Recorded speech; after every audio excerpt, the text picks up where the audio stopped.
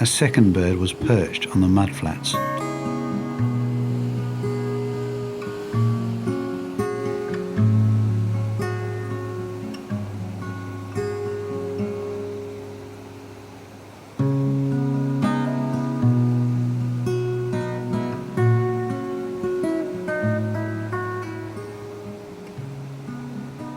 Brummany kites are frequently seen on Moreton, and we encountered several during our stay, often perched during high tide.